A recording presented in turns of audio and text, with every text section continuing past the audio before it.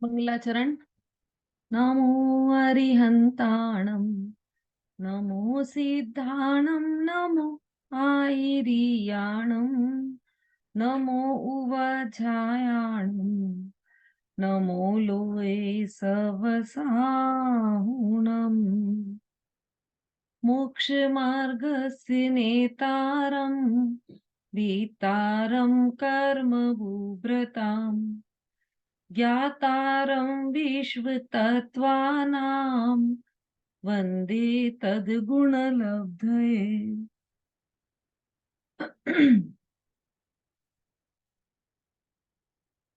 वृद्ध पिच्छ उमा स्वामी आचार्य द्वारा रचित तत्वार्थ सूत्र, अपर नाम मोक्ष शास्त्र, जिसमें प्रथम अध्याय का अध्ययन हम सभी कर रहे हैं।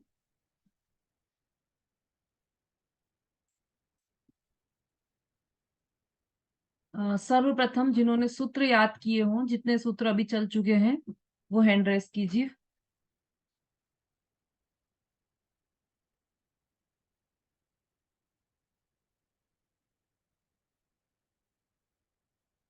अर्चना जी।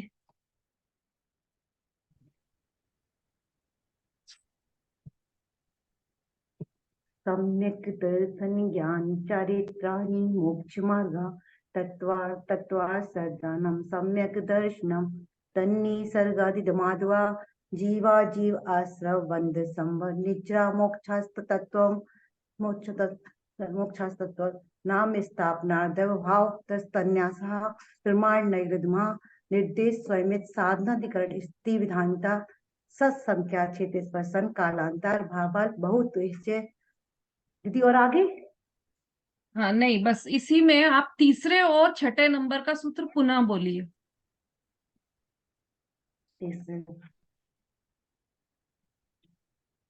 तन्नी सर्गा दधि गमादवा। फिर से बोलिए। तन्नी सर्गा दधि गमादवा। हाँ, और छठे नंबर और का छठे नंबर प्रमाण नैर्गमा। फिर से बोलिए। प्रमाण प्रमाण नैर्रधिगमा। हाँ, इसको ठीक से उच्चारित कीजिए आप, इस वाले सूत्र को देखकर प्रमाण बोलिए। नय प्रमाण नैरधिगमा। हाँ, देखो य पे डबल मात्रा है ना, ये हाँ नयै नय रधि गमः, नैर प्रमाण नयै रधि गमः। बोलिए। प्रमाण नैरधिगमा। प्रमाण नैरधिगमा। नये रधि गमः, ठीक है। चलिए सुषमा जी बोलिए।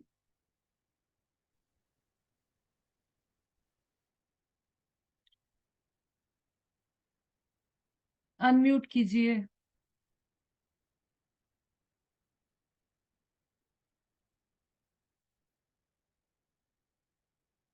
हम्म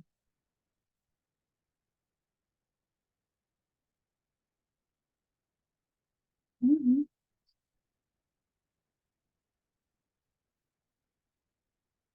अनम्यूट करके बोलिए सुषमा जी, आवाज नहीं आ रही है आपकी।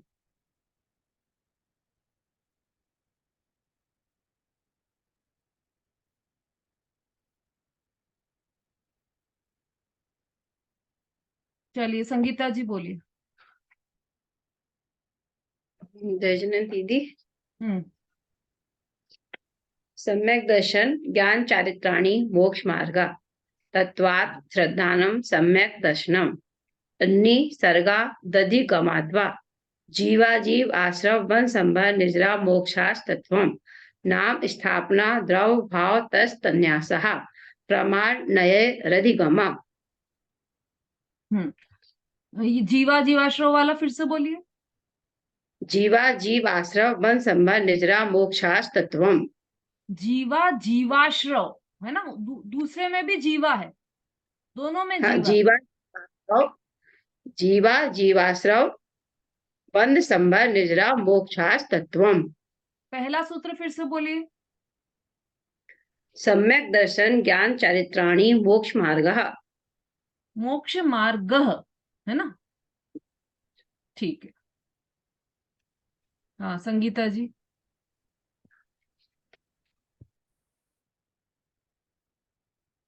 जय जिनेन्द्र दीदी।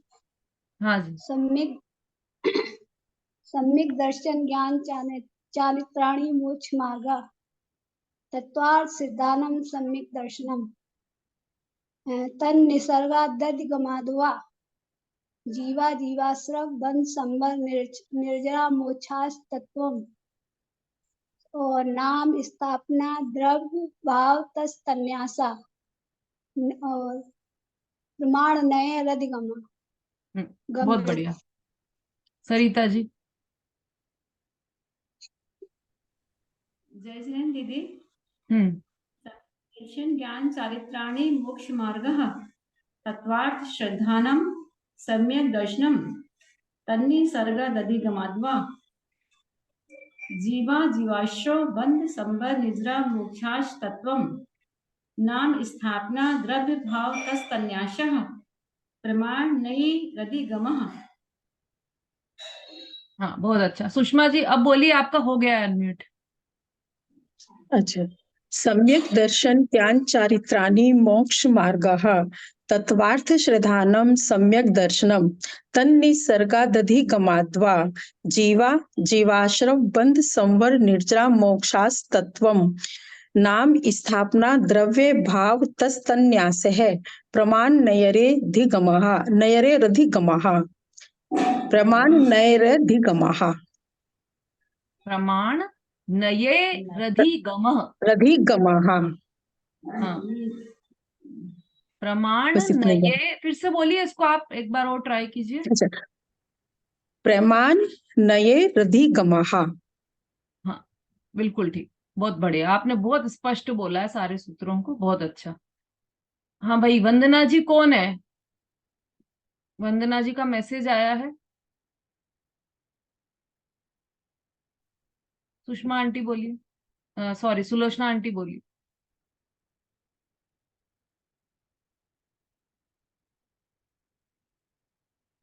जय जिनेन्द्र दीदी। हाँ।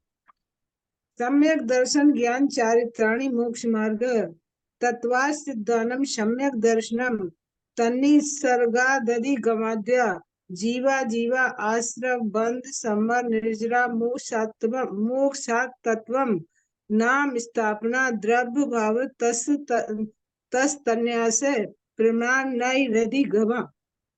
हाँ, जीवा जीवाश्रो बंध संवर निर्जरा मोक्षास तत्वम।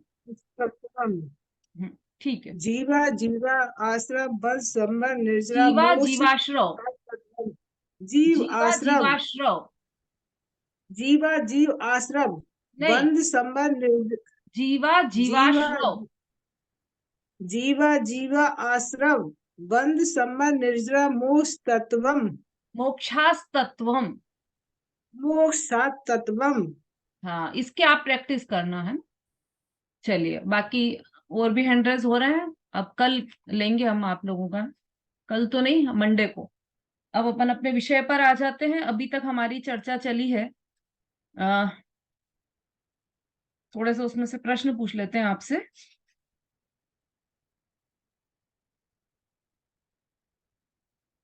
जो ये तत्वार्थ सूत्र का मंगलाचरण है, उसमें किसे नमस्कार किया गया है?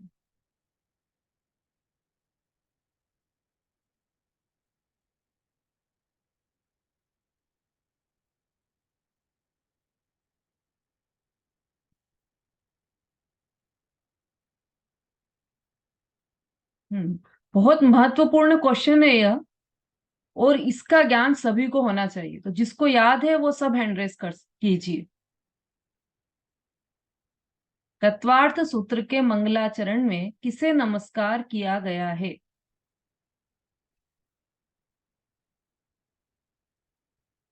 मंगलाचरण तो सबने वो वाली क्लास तो अटेंड की होगी, और जो नहीं कर पाए उन्होंने टेलीग्राम पर सुना होगा, तो उसके आधार से ही आपको बोलना है। मंजू जी बोली। जय जिनेन्द्र दीदी, हम्म उसमें गुणों को नमस्कार किया है। ठीक, सुषमा जी बोलिए।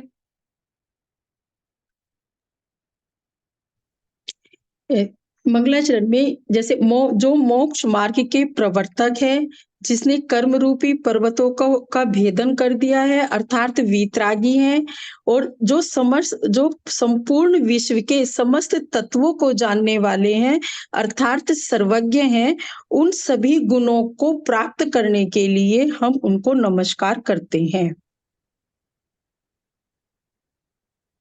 हाँ ठीक है।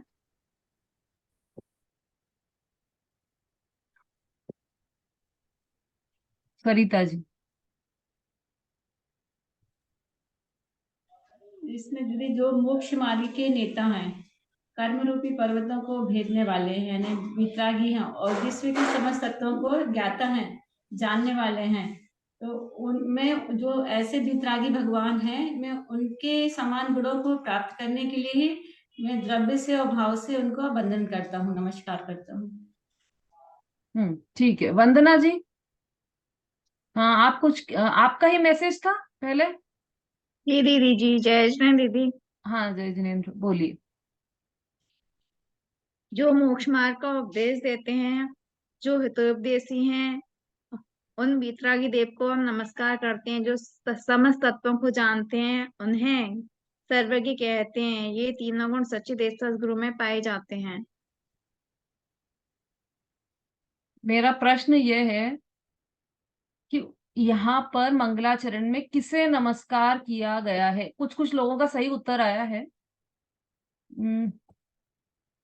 उषा जी बोलिए।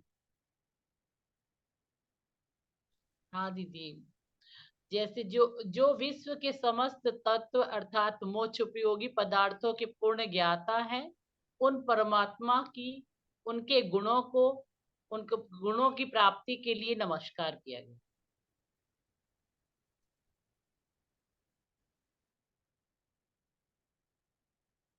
अर्चना जी।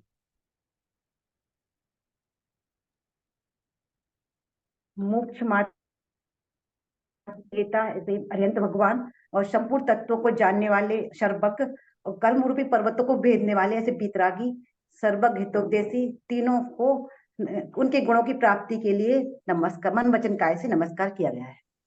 बिल्कुल ठीक है। बस देखो अभी किस लिए नमस्कार किया गया है ये तो प्रश्न ही नहीं पूछा हमने। किसे नमस्कार किया गया है? तो वीतरागी सर्वज्ञ और हितोपदेशी भगवान को नमस्कार किया गया है। बस इतना सा उत्तर चाहिए था, वीतरागी सर्वज्ञ। और बाकी जो आपने उत्तर दिया है वो गलत नहीं है। कर्म रूपी पर्वतों को भेदने वाले, सर्व विश्व के ज्ञाता, ये सब सही है। लेकिन ये तो पूरा अर्थ हो गया उस मंगलाचरण का, है ना। हमने तो सिर्फ इतना सा प्रश्न किया था कि मंगलाचरण में किसे नमस्कार किया गया। तो वीतरागी सर्वज्ञ और हितोपदेशी भगवान को नमस्कार किया गया। इतना उत्तर सफिशिएंट था। चलिए, बाकी उत्तर सभी ने सही दिया है। मोक्ष मार्ग क्या है? अब थोड़ा सा जल्दी जल्दी बढ़ेंगे ना अपन, फटाफट उत्तर। समता भाभी। जय जिनेन्द्र दीदी, सम्यक दर्शन, सम्यक ज्ञान, सम्यक चारित्र, तीनों की एकता ही मोक्ष मार्ग। बहुत बढ़िया, ऐसे फटाफट उत्तर चाहिए। सम्यक दर्शन का लक्षण क्या है?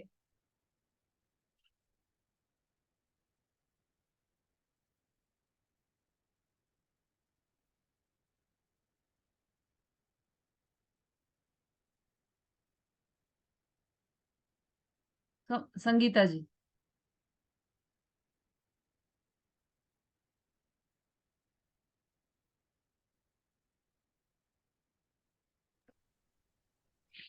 आपा पर का सच्चा श्रद्धान सम्यक दर्शन का लक्षण।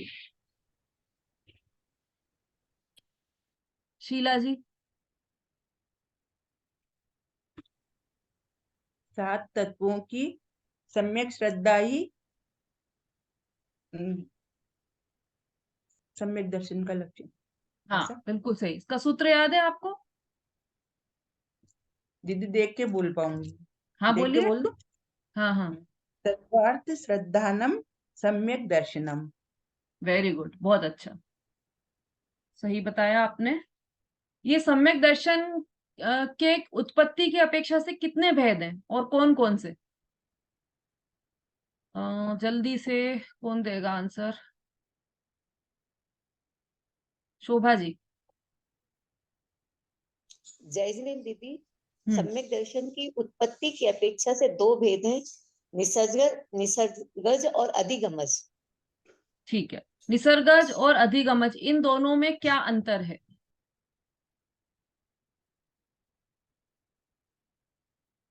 क्या बात है, ये पांच पांच और पांच 10 लोगों के ही हैंड रेज हो रहे हैं बस। वीना जी बोलिए। जय जिनेन्द्र दीदी, हम्म, सम्यक दर्शन के दो है ना, निसर्गज और अधिगमज। निसर्गज तो वो है जो पूर्व में ज्ञान लिया हुआ हो और याद आ जाए, और अधिगमज होता दोनों ही मतलब ज्ञान सिर्फ से ही। अंतर बताना है और आपको, डिटेल नहीं चाहिए, सिर्फ अंतर बता दीजिए बस आप। अंतर यही है कि पहले वो पूर्व संस्कार डले हुए होते हैं, उससे है निसर्गज। तो अधिगमज जो यहाँ आकर उपदेश से प्राप्त होता है, दूसरे के उपदेश के द्वारा। ठीक है, बस इसको शॉर्ट में इतना सा बोलना है कि निसर्गज अ, अ, वर्तमान पर्याय में ही होता है, अभी ही उत्पन्न होता है, और अधिगमज उपदेश के द्वारा ग्रहण होता है। देखो इसमें शॉर्ट में मैंने लिखवाया भी आपको।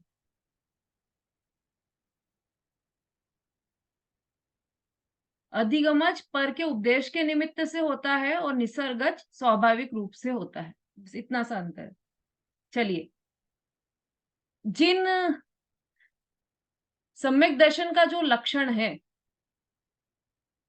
ऐसे तत्वार्थ कौन से हैं? अब नए लोग भी हैंड रेस कीजिए भाई। सम्यक दर्शन का जो लक्षण है, ऐसे तत्वार्थ कौन से हैं?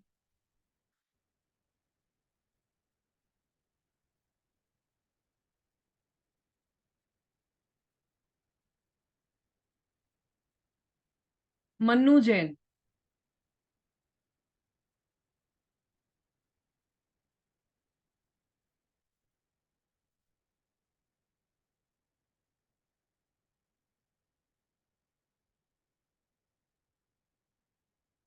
अरुण जी।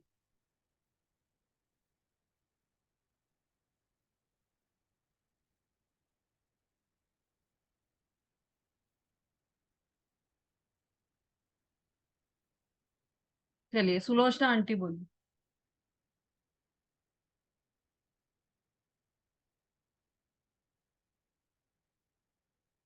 अनम्यूट करके बोलिए। अरे, इसे तो बहुत देर हो जाएगी। चलिए, विमलेश जी बोलिए। जीव, अजीव, आश्रम, वंश, समर, निर्जरा और मोक्ष, ये 7 तत्व हैं। हाँ, बिल्कुल सही। ये 7 तत्व हैं, इन्हीं को जीव, ही तत्वार्थ आश्रम। भी कहते हैं। ठीक है, बिल्कुल सही है। अब ये जो 7 तत्व हैं और रत्नत्रय हैं, जिनकी पहले चर्चा आई थी, उनको जानने का क्या उपाय है?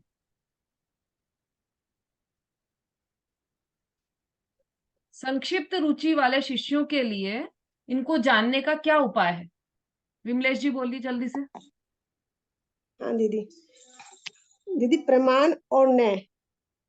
बहुत बढ़िया। प्रमाण और न्याय, और थोड़े विस्तार रुचि वाले शिष्यों के लिए और नाम स्थापना, द्रव भाव और अंतर्भाव भाव, चारों निक्षेप से। निक्षेप से, ठीक है, बहुत अच्छा। हाँ। अब नाम स्थापना, द्रव्य और भाव, ये 4 निक्षेप हैं। तो यह वही है, ऐसा किसी अन्य वस्तु में किसी अन्य वस्तु की स्थापना करना, ये कौन सा निक्षेप है?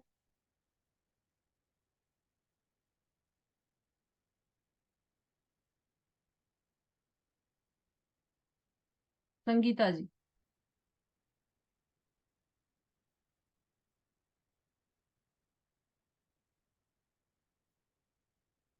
जल्दी। अरे क्या बात है भाई। स्थापना निक्षेप दीदी। हाँ, ठीक है, बहुत देर लगा दी ये बोलने में आपने।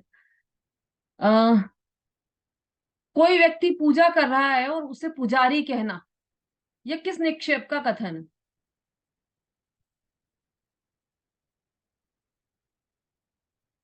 सुषमा जी। भाव निक्षेप।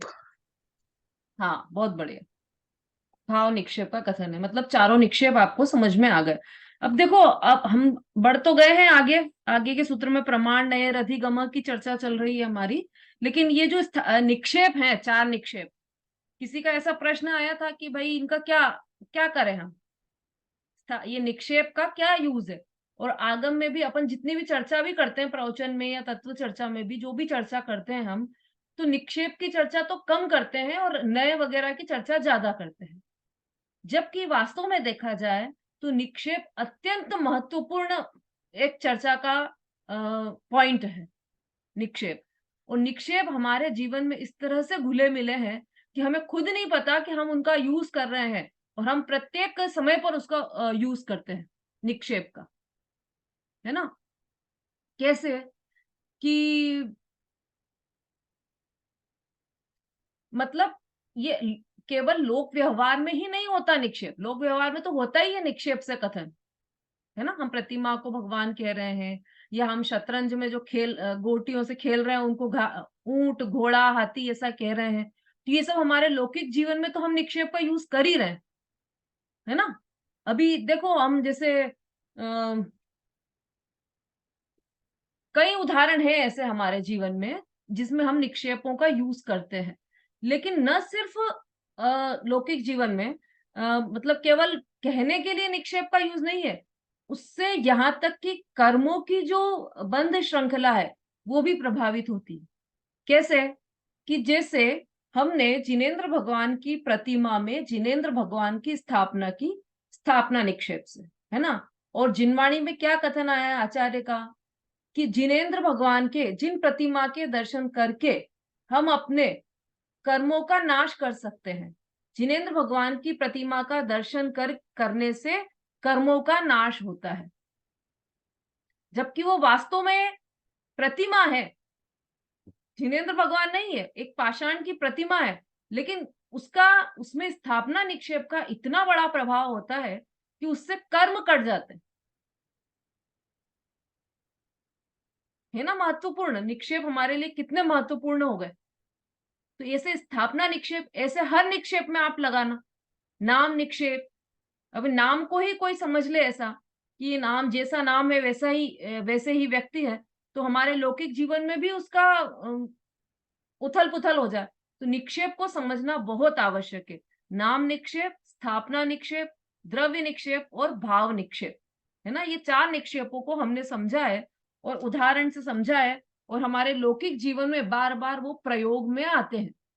तो अब ये इनका विस्तार से क्यों विवेचन किया गया? इसलिए किया गया कि अभी जो आगम पढ़ने वाले हैं या जो हम 7 तत्वों की बातें पढ़ने वाले हैं, उनमें कई बार निक्षेप से कथन आएंगे, तो उसके आधार से उन तत्वों को समझना है हम, ये हमारे साधन है तत्वों को समझने के लिए। ठीक है?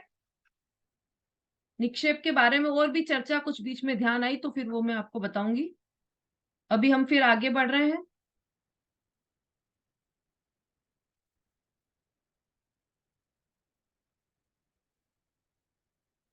हाँ, अब पदार्थों को जो संक्षिप्त रुचि वाले शिष्य हैं वो जानने के लिए, उनको जानने के लिए दो प्रकार से बताया पदार्थों को जानने का उपाय, प्रमाण और नय। इसकी चर्चा हमारी कल चल रही थी, और अनेकांत की चर्चा चल रही थी कल हमारी, है ना?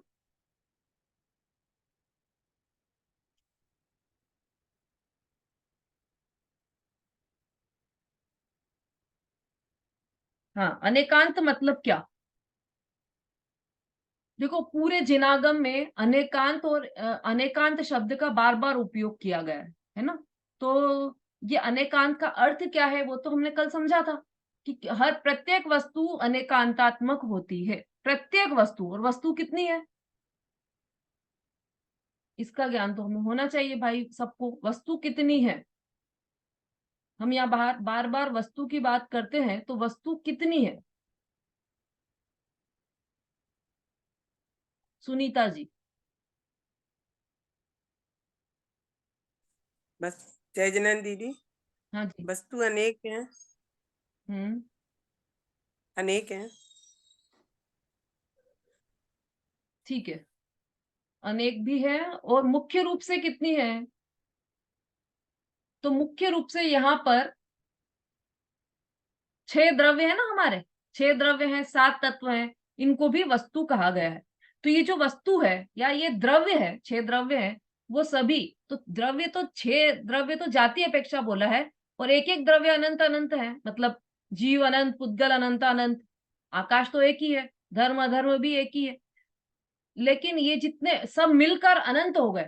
पर जाति रूप से 6 द्रव्य हैं, उन 6 ही द्रव्यों में, 6 ही द्रव्य में अनेकांत गुण है, मतलब प्रत्येक वस्तु अनेकांतात्मक है ना। अब वस्तु जैसे अब क्या लें हम, कि जैसे और सरल उदाहरण करें तो जैसे आटा है ना, या और उससे भी बारीक मैदा ले लो। मैदे का एक कण तो कितना छोटा सा लगता है हमें। तो अगर हम परमाणु, पुद्गल परमाणु की चर्चा करें तो मैदे का एक छोटा कण के बराबर परमाणु, लेकिन वास्तव में तो वो भी स्कंद है, परमाणु नहीं है। मैदे का एक छोटा कण भी, परमाणु तो उससे भी छोटा है। तो वो एक परमाणु एक द्रव्य है। तो वो एक द्रव्य भी अनेक धर्मों को संग्रहित करके बैठा है। एक द्रव्य में अनेक धर्म है। और धर्म अर्थात क्या, कि धर्म का जैसे कल बताया था कि जो परस्पर विरुद्ध होते हैं वो कहलाते हैं धर्म। एक शक्ति होती है, एक धर्म होता है, एक गुण होते हैं। तो गुण तो आत्मा में जैसे ज्ञान, दर्शन, सुख, वीर्य, ये गुण है। और धर्म कैसे है, कि धर्म नित्य अनित्य, सत असत, एक अनेक, भेद अभेद, तत् अतत्, चल अचल, ऐसे अनेक धर्म जो परस्पर विरोधी होते हैं, ऐसे अनेक धर्मों का एक पिंड वो वस्तु में होता है, उसे कहते हैं अनेकांतात्मक वस्तु। अनेक अंत, इसका संधि विच्छेद करोगे तो अनेक मतलब अनंत, मतलब एक या दो से अधिक को अनंत कहते हैं, है ना। संस्कृत में होता है एक वचन, द्विवचन और बहुवचन, और हिंदी में क्या होता है, एक वचन और बहुवचन। तो एक से अधिक जितने भी हैं वो सब अनेक में चले गए, और अनंत भी हो गए तो वो भी अनेक में आ गए। तो अनेक प्लस अंत, तो अनंत प्लस अंत, अंत का शब्द का अर्थ है धर्म। अनेक धर्म को धारण करने वाला ऐसा अनेकांत। तो प्रत्येक वस्तु अनेक धर्म को धारण करने वाली है। और अनेक धर्म कैसे अभी बताया, जैसे नित्य अनित्य, तत् अतत्, एक अनेक, भेद अभेद, चल अचल, ऐसे अनेक धर्मों के परस्पर विरुद्ध अनेक धर्मों का समूह है प्रत्येक वस्तु में। अब हमारा सहज प्रश्न ये हो सकता है कि वस्तु या तो नित्य है या अनित्य है, चल है या अचल है, एक है या अनेक है। एक साथ वस्तु में 2 धर्म कैसे होंगे सरिता जी? दीदी जो अभी बता रहे थे अनेकांत धर्म के, इसका लिख लें क्या, लिखा दीजिए। हाँ लिख लीजिए, अनेक प्लस अंत, अनेक प्लस अंत, ऐसा संधि विच्छेद कीजिए। और अनेक का अर्थ है अनेक या अनंत, दोनों लिख सकते हैं। अनेक मतलब अनंत ही हुआ यहाँ पर, और अंत का अर्थ है धर्म।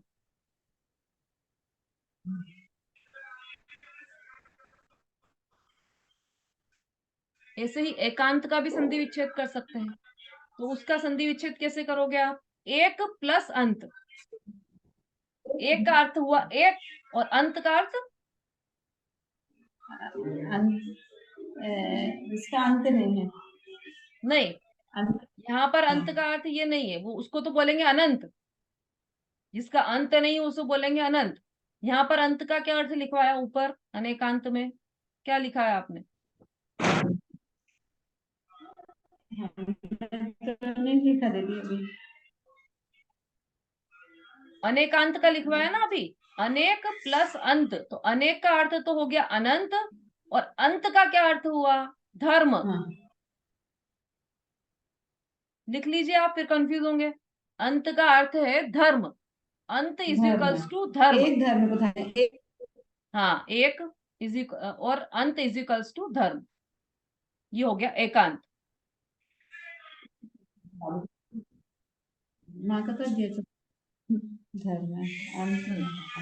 अब देखिए इसको थोड़ा सा समझ लेते हैं हम। जैसे उदाहरण से समझते हैं, सरल उदाहरण से।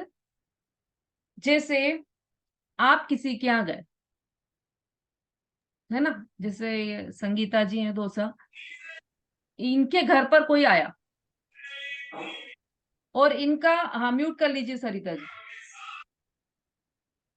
इनके घर पर कोई आया और इनके घर में ड्राइंग रूम में इनका फोटो लगा हुआ।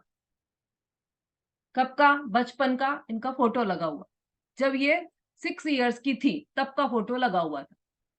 तो कोई गेस्ट आए और उन्होंने आकर उनसे पूछा कि अरे ये तो बहुत ही सुंदर है ये फोटो, ये किसका फोटो है? तो संगीता जी ने कहा कि अरे ये मैं ही तो हूं। तो उन्होंने भाई फोटो की तरफ देखा, एक बार संगीता जी की तरफ देखा, दोनों की तरफ देखा कि अरे ये आप तो नहीं है ये, कि नहीं यही मैं, ये मैं ही हूं। जब मैं 6 वर्ष की थी तब मैं ऐसी थी और ये मेरा ही फोटो है। अच्छा, तो आपका ही फोटो है, तो इसमें इसमें तो मतलब आप में सेम क्या है आप दोनों में? तो बोले कि अरे उस समय भी मुझे तो बोले अलग अलग दिखाई दे रहे हैं आप अलग दिखाई दे रही हो अभी, और इसमें अलग 6 वर्ष की बच्ची अलग दिखाई दे रही। कि नहीं मैं सेम है, इसलिए सेम है क्योंकि उस 6 वर्ष वाली बच्ची में भी के रगों में भी वही खून दौड़ रहा है जो मेरी बॉडी में खून दौड़ रहा है। उसके मम्मी पापा वही हैं जो मेरे मम्मी पापा हैं। उसकी आंखें वही है जो मेरी आंखें हैं, उसकी नाक वही है जो मेरी नाक है, जो जो उसके होठ है वही मेरे होठ है, जो उसके दांत है वही मेरे दांत है, जो उसके अंदर की आते हैं वही मेरी आते हैं, जो उसका लीवर है वही मेरा लीवर है। तो हम दोनों सेम है। अच्छा, आप सेम हो तो फिर अगर आप वही हो तो फिर आप जो 6 वर्ष के थे ना जब, तो तब क्या खाना खाते थे आप? कि सेरेलक पीते थे हम, या वो बेबी फूड आता था वो खाते थे हम? तो अभी अभी भी वही खाओ, आप वही हो ना, तो अभी भी वही खाओ। कि नहीं वो नहीं खा सकती, आप वही हो तो फिर आप जो 6 वर्ष की थी तब जो कपड़े पहनती थी वही कपड़े पहनो अभी। कि नहीं वो नहीं पहन सकती अब मैं, न वो खाना खा सकती हूँ न मैं वो कपड़े पहन सकती हूँ। तो फिर आप अलग हो गई ना, कि हाँ मैं वही हूं, मैं बदल गई हूं। मतलब एक ही वस्तु में दोनों धर्म समाहित हो गए, है भी वही और वह नहीं भी है। समझ में आ रहा है? वही मैं हूं लेकिन मैं वैसी ही नहीं, वही की वही नहीं हूं। एक ही वस्तु में दोनों धर्म आ गए, मतलब वही सेम, वही संगीता मैं हूं अभी भी। ऐसा नहीं हुआ कि वो तो कोई और लड़की थी और अब मैं कोई दूसरी लड़की आ गई, वही की वही हूं मैं, पर मेरे में परिवर्तन भी आ गया है। तो एक ही वस्तु में दोनों परस्पर विरोधी धर्म है, वह भी है और वह नहीं भी है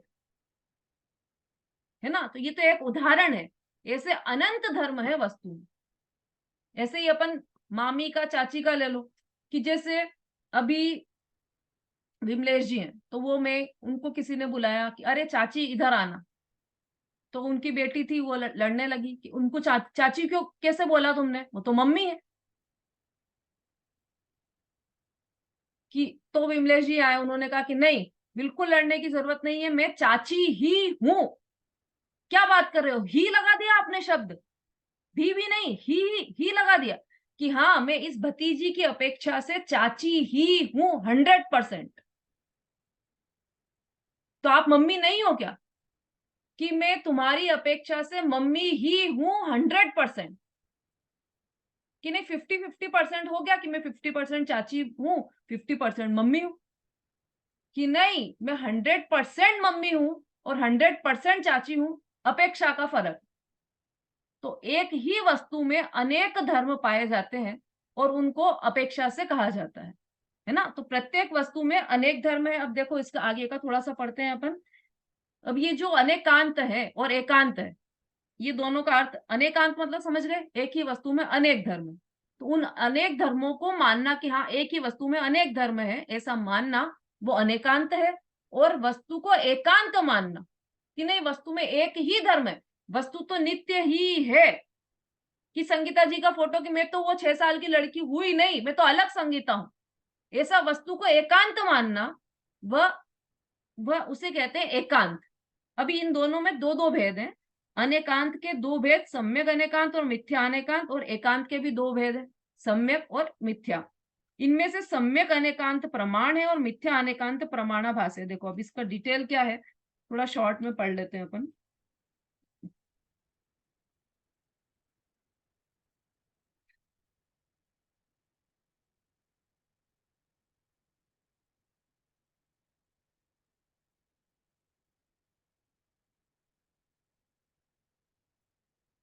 इसके उदाहरण देख लेते हैं।